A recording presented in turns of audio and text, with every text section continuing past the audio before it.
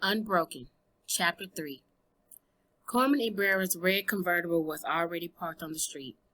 She had come early to help Abel prepare dinner. When Paul rang the doorbell, David wanted to spin around and run down the walk, then down the street. Perhaps he'd slow down in the next country. But the door sprang open. There they were, Louis Sandoval and his wife Maria, both of them smiling. In front of them were two little girls with huge eyes and lustrous black hair. Big grins brightened their faces. Before anybody else had a chance to say anything, Catalina Sandoval began chattering. "Hi, Paul. Hi, David. I'm Catalina, and I'm the oldest girl. You look just like Paul, David, only skinnier. Do you have tattoos?"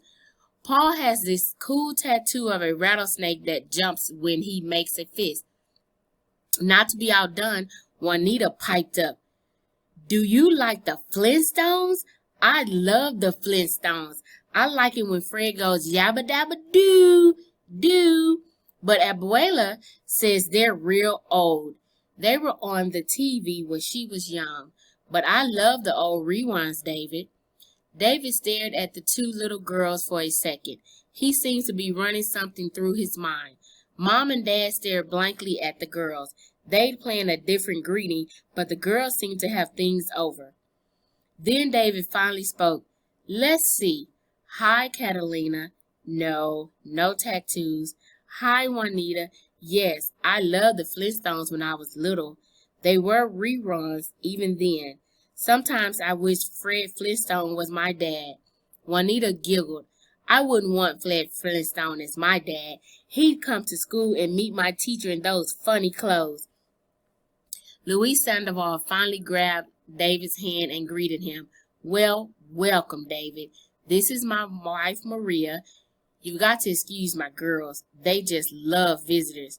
"Hi, David," Maria Sandoval said, clearing a path for Paul and David. "It's a pleasure to meet you. Paul has said wonderful things about you." Then, in his best mom voice, she commanded, "Come on, girls. Help Abel and Carmen set the table. The boys are hungry." The aroma of carne asada filled the little house.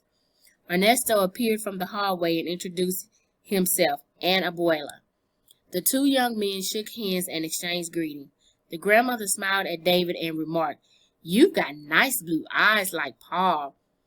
On the way to the table, David studied Ernesto. He was a handsome young man. He looked perfect. David thought he probably was perfect. He had to be every mother's dream of what a son should be. Fortunately, David thought, he never disappointed his own mother. She had disappointed him enough and didn't live long enough for him to disappoint her. Catalina put herself between Paul and David. "Paul," she commanded, "make a fist. I want to see the snake on your hand jump." Paul obliged by placing his fist close to the little girl's face and squeezing his hand hard. The snake jumped and the little girl screamed in delight. As people took their seats, David forgot all about sitting next to Carmen. He felt a lot better about how things would go down. Abel then appeared with Carmen bringing the appetizer. It was rum chicken. It was chicken breast marinated in orange, rum, and spices. Then it was grilled and cut into very thin slices. Abel served it with a thickened version of the marinade and garnished with thin orange slices. They placed the plates in front of everyone and then sat down. "Wow," Ernesto exclaimed as he took his first bite. "Abel, dude, slow down. It's going to be hard to top this." Paul picked up Ernesto's remark. "He's the dude who's going to rule the internet as the chef of the century in a few years. Abel Ruiz, best cook on the planet, and by his side, the hottest, non-stop talking chick who sometimes take a breath." The table talk was on. "My teachers say I talk too much too, Carmen," Catalina chirped. "I've got Miss Corona this year, and she's really mean.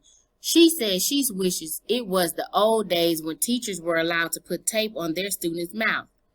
Carmen poked Paul in the shoulder. "He's always dissing me about how much I talk, David, and he's a worse big mouth than me. Yeah, I guess I do talk too, Paul admitted. I had one of those mean teachers in fourth grade, Kat remembered. David, what I did, David smirked as he recalled. It was the last year their mother was alive. They all lived together in a ratty little bungalow. As bad as things were, that year was the last good one, David remembered. Yeah, David chuckled. Paul had this pet tarantula, so he brought it to school and stuck it on the teacher's desk when she was writing on the blackboard. She ran screaming out of the room. Catalina and Juanita both screeched in delight. What happened? What happened, Paul? Juanita demanded. Did you get busted? Paul laughed and David went on. Paul sneaked the tarantula back in his box and hid it in his book bag. When the teacher came running back with the principal, there was Paul, as innocent as a lamb, saying the teacher just imagined the whole thing. They couldn't prove anything, so all Paul got was a scolding from the principal. Ooh, tarantulas are so spooky, Catalina remarked.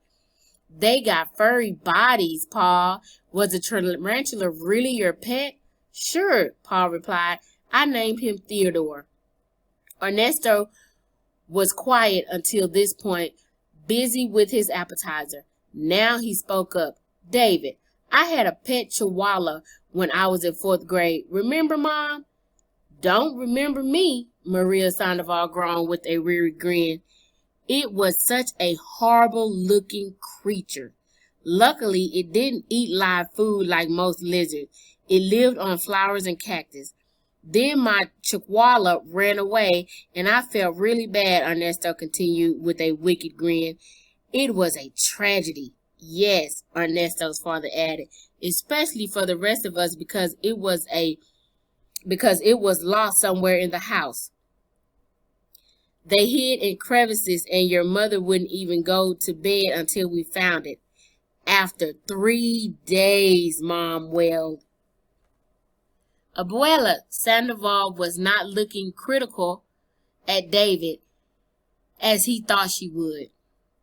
She was a kindly-looking elderly woman, darker than her son, Luis. She joined the conversation, perhaps to feel the lull. She turned to David and commented, My father's name was David, too. David Franco.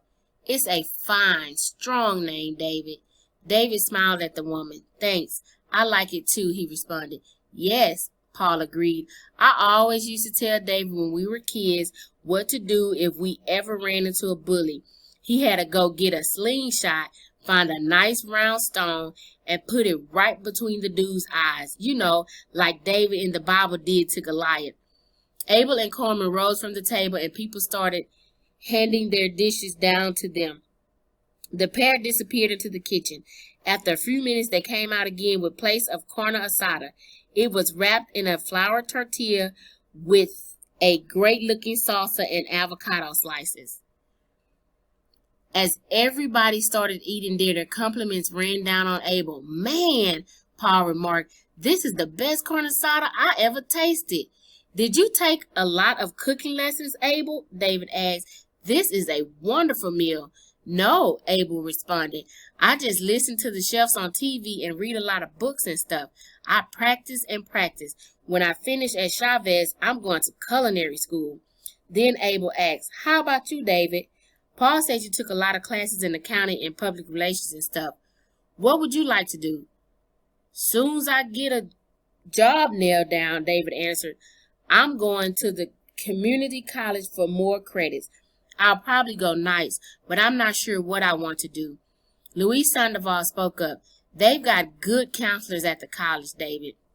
They can find your strengths and steer you in the right direction. When you get your associate in arts degree, you could transfer to the state university. I do some teaching at community. Stay in touch with me. I can help you when you're ready. Thanks, David responded. I will. David was starting to feel almost normal, like part of the human race. He was just a young guy having dinner with his brother's friends. They didn't look down at him at all because he'd been in prison. For the first time since he walked through those prison gates, David Morales had a new take on his future. Maybe, he thought, he did have a chance to fit in somewhere. The florid, hate-filled face of Mr. Hawthorne faded a little. The conversation also faded as people dug into their corn asada and went for seconds. Abel beamed. When the table talk stopped, he always figured the food was good. After dinner, the women were busy in the kitchen. They had agreed to be the cleanup crew. Ernesto, Paul, Abel, and David went out to shoot baskets at the hoop on the garage door. Then they sprawled in lawn chairs and chilled sodas. David, Paul told you about Hortesia's office, right? Ernesto asked. Yeah, that was pretty awesome, David replied. Hortesia is something else, Ernesto said. It's good to know there's something to fall back on if I can't come up with something on my own, David remarked. He swallowed hard. The elephant was in the living room. Nobody wanted to mention David's past, but he figured it was time. I don't have a real good resume, you know. You can say that again, Paul laughed. Abel shook his head. You couldn't have a worse time getting a job than I did, David. I looked and looked. I have a sort of dorky personality, and nobody would hire me. Then I got this job at Alina's donut shop. Abel frowned. What a bummer that was. Yeah, Paul added. I worked there too. This crazy lady kept missing money and blaming us, especially me. She wanted to do strip searches. She figured I was the most likely thief. She liked Abel, but I was the dude who probably stole the money. She didn't even know about my brother in the slammer, or my goose would have really been cooked. David found himself laughing at that. He was at ease with all the people at the table. Uh-oh, Paul said suddenly. Here she comes, Miss Mouth. Corman let the door slam behind her as she came out. I heard that, she announced. She sat down next to Paul and quickly ran her fingers through his thick, glossy hair. Good thing this dude is so hot, or I would have dumped him months ago, she told everyone. Then she looked at David. Let your hair grow, David. You've got amazing hair like Paul, and girls like it long. David turned to Ernesto. Man, you got a great family, Ernie. Your parents are so nice. Your grandma and those little girls, they just melt a guy's heart, he commented. Thanks, Ernesto said. But I didn't do anything to deserve them. It just happened. Yep, Abel agreed. The old stork drops you on the doorstep. If the wicked witch of the West lives there, you're screwed. She picks you up and sweeps you into her domain with her bosom. Abel, Ernesto scolded, it's not that bad with you. Come on. Abel turned to David. Picture this, dude. You got a brother who is handsome, brilliant, charming, the apple of his adoring mother's eye. Right now, he's in college earning straight A's. He's got so many chicks coming after him that he has to beat them off with a stick. Abel grinned at everyone and then went on. Then there's me. This morning, I overheard Mom talking to Dad. Not really talking with him, but at him. Dad might as well be the ventriloquist dummy. He moves his lips and Mom's voice comes out of his mouth. Anyway, Mom thinks I'm still in bed, so she's talking freely. She goes, Sal, how can they be brothers? Thomas just texted me. He's got the highest GPA in his class, and he's going with this lovely girl whose father is an ambassador to some little country. I forgot the name of it. Paul, David, and Ernesto started laughing. Abel continued in a grim voice, even though he was making fun. And then Mom goes, poor Abel, barely clinging to a seat at Chavez. Then the girl he loved with all his heart and soul just dumped him for a nobody. Claudia wasn't much to begin with, but at least she was a decent-looking girl. I thought it was a miracle that she found Abel attractive. And then, oh, Abel, Corman scoffed, it can't be that bad. Your mom loves you, and that's worth a lot. I hear you, man, Paul chimed in, ignoring Corman. But look at it this way. 10 years from now, you'll be a top chef, raking in the money. The chicks will be yowling at your door like kittens after the hottest Tom on the fence. And old Thomas be married to this chick whose father is ambassador of Transylvania. Then he'll find out she's Dracula's daughter when she starts nipping at his neck. David started laughing again. He couldn't remember laughing this hard in years. It felt good to be just hanging out with good friends. It felt good to be accepted. Later, when David and Paul were headed home in the pickup, Paul spoke to his brother. "Didn't I tell you it'd be great, hermano?" "Yeah, you did," David admitted. Being in prison makes a guy jumpy, nervous. You don't expect much. When you've been locked up with some really bad dudes, you find it hard to believe there are people in the world like them, like the Sandovals and Abel. When they pulled up to the apartment parking lot on Cardinal Street, two men were just leaving the apartment building. Paul's happy expression instantly turned venomous. He recognized Freddie Meza and Augie Rojas. The two men recognized Paul and David, and they started walking toward the car. "What do you guys want?" Paul yelled in a hostile voice. "Augie and me just wondering if our old friend wanted to shoot some pool," Freddie shouted back. "Yeah," Augie added. "We all were at the Redbird Bar over on Polk, and he told us he was living here since he got out." "Dudes," Paul snored savagely, "don't ever come back here again. Don't go near my brother, you understand? I'm not kidding. He's been through a hard time, and he's putting his life back on track again. He doesn't need rats like you messing with his head. Stay away from him and from here if you want to stay healthy, you hear?" "Hey, we didn't mean anything," Augie responded, holding his hands up as a peace signal. He glanced over at David.